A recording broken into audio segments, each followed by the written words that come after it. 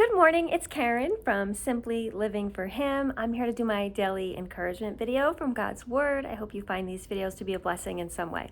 So, if you're like me, I overthink a lot. And so I often think about coincidences and how people will be like, oh, that was such a coincidence that, this happened. Or sometimes they'll be like, oh, it's a good thing I didn't do something because then something really bad happened.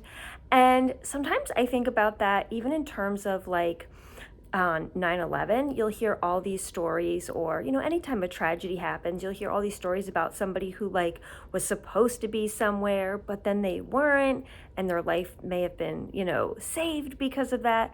And then I often think about, yes, that's like amazing, and God protected them, but then what about the people that were on the plane or that were killed that day? So you always have like this two sides. You have, yeah, like these people were saved, but what about those who weren't? And that to me just always makes me think about, there is no chance, there is no accident, there is no coincidence, really. It's all God's sovereignty.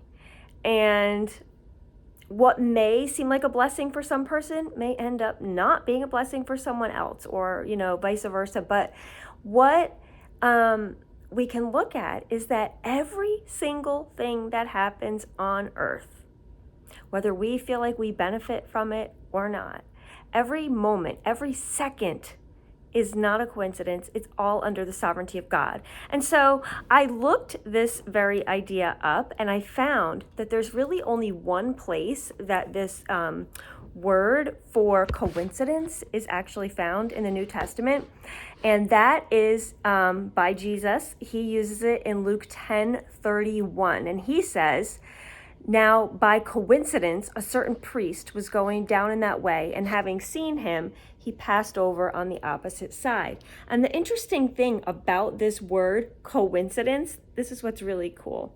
It's translated from a Greek word that is actually a combination of two words, son and kurios.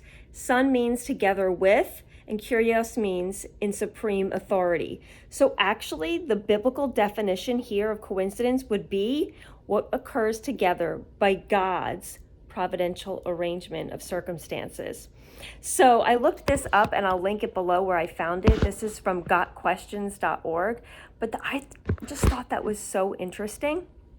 So that even when this word in the Bible is used for coincidence, it actually still shows God's authority. So there is really no coincidences. So whatever you're looking at your life and you're feeling like, you have to be in the right place at the right time. I mean, of course, we want to have discernment. We want to use good decision making, and we try to make choices, make decisions based on information we have. But we have to remember, ultimately, God is in control of every single moment. A coincidence is actually still, as it says here, together with God's authority. So God is really orchestrating, like it says in Romans 8:28, all things to work together for good for those who believe in him. So God is working all things together. God is sovereign over every single molecule in the earth, right? Over every single thing that we see. He either is sovereign or he's not. If he's not in control of one tiny little thing in this earth, then he's in control of nothing. He's in control of it all.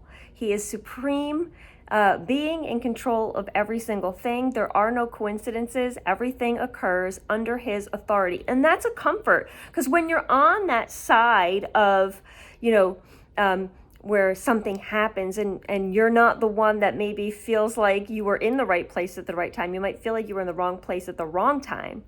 There's comfort in knowing that God is in control. And even if you're receiving something that, may be tragic, or maybe, you didn't feel like you got the good part of that, it's always under God's control. And God, as it says in Romans 8:28, is always working things for good.